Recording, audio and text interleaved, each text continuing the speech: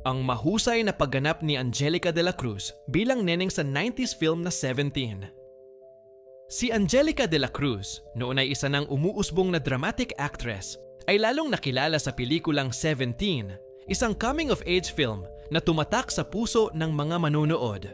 Higit pa sa pagiging simpleng teen drama, nagdala ito ng matinding nostalgia para sa kabataang lumaki noong dekada 90. Panahong walang internet, walang smartphones, at ang pakikipagkaibigan ay nabubuo ng harapan, habang ang mga sulat ng pag-ibig ay ipinatatago sa mga kaibigan. Ang pelikula ay naging salamin ng mga karanasan ng mga kabataan noong panahong iyon, at dito'y pinatunayan ni Angelica ang kanyang talento bilang isang seryosong aktres. Ang coming-of-age movie na ito ay pinagbidahan ni Angelica de la Cruz kasama ang mga batikang aktor na sina Joel Torre, Julio Diaz, Lovely Rivero at Jacqueline Jose. Kasama rin sina Gerald Madrid at Arman de Guzman bilang kanyang mga leading men. Umiikot ang kwento kay Neneng, ginampanan ni Angelica de la Cruz, isang dalagang lumaki sa piling ng kanyang ama na si Emong, ginampanan ni Joel Torre, habang nagtatrabaho sila sa isang karnabal. Bagamat simple ang kanilang pamumuhay, puno ito ng pagmamahal at pagkalinga.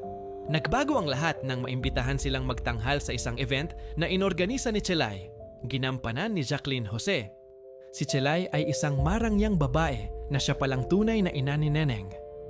Nang makulong si Emong dahil sa isang gulo, si Chelay ang nag-aruga kay Neneng. Tahimik na ginagampanan ang pagiging ina nang hindi pa nito alam ang katotohanan. Unti-unting nag-adjust si Neneng sa marangyang mundo ni Chelay, isang mundo na magara at sosyal na kapaligiran na hindi pa niya nararanasan noon. Dito niya nakilala si Mare, isang gwapo at sopistikadong lalaki na nakakuha sa kanyang atensyon. Habang si Mare ay tila nabighani din sa ganda ni Neneng. Habang nagiging malapit si Neneng kay Mare, unti-unting nagkaroon ng lamat sa kanyang samahan kay Jonjon, ang matalik na kaibigan ni Neneng mula nang bata pa sila na may lihim na pagtingin sa dalaga. Dito nabuo ang isang love triangle sa pagitan nilang tatlo. Lalo pang umigting ang drama nang makalaya si Emong sa kulungan at nagbalik sa piling ng kanyang kasintahan na si Neda, ginampanan ni Lovely Rivero. Subalit nagwakas ito sa trahedya nang barilin siya ni Jake, ginampanan ni Julio Diaz, dating kasintahan ni Neda dahil sa selos. Bago pumanaw, ibinunyag ni Emong kay Neneng na si Chelay ang tunay niyang ina.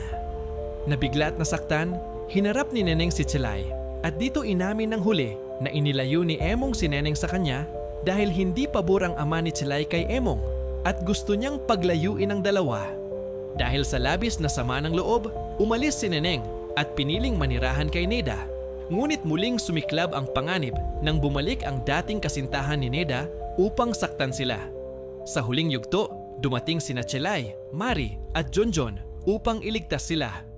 Dito tuluyang nagkabati at nagkaunawaan sina Nining at Chelay bilang mag-ina.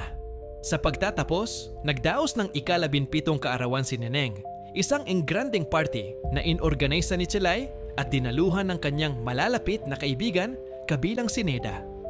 Sa pinakamahalagang sandali ng gabi, parehong humiling sina Jonjon at Mari na makasayaw si Nining. Sa huli, pinili ni Neneng si Mari na nagbunyag ng kanyang tunay na damdamin para dito.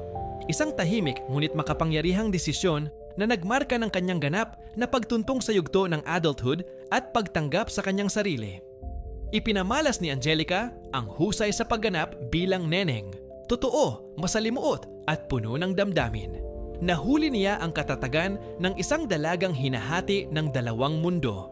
Ang pagmamahal sa kanyang ama, ang pagbuo ng bagong ugnayan sa kanyang ina, at ang kalituhan ng unang pag-ibig. Ang kanyang interpretasyon ay naging totoo at malapit sa puso ng manonood, sumasalamin sa saya, sakit at ligaya ng paglaki. Pinuri ng mga kritiko at tagapanood ang kanyang husay na magbigay buhay sa isang karakter na hindi basta-bastang tipikal na teenager, kundi isang kabataang dumaraan sa mga pagsubok na pamilyar sa lahat. Ang kanyang chemistry kina Jonjon at Mari ay nagbigay buhay sa love triangle, samantalang ang banggaan ng magkaibang mundo, ang mayaman at ang simple, ay nagdagdag ng lalim sa kwento. Sa huli, ang 17 ay hindi lamang simpleng salaysay ng kabataan. Ito rin ay isang makabagbag damdaming family drama tungkol sa kapatawaran, pagkakasundo at pagmamahalan. Sa puso ng pelikula ay si Angelica de la Cruz na sa kanyang pagganap bilang neneng ay nag-angat sa pelikula bilang isang di malilimutang paglalakbay tungkol sa kabataan, pagkawala, pagmamahal at paghilom. Isang obra na tumatak lalo na sa henerasyong namuhay sa dekada 90.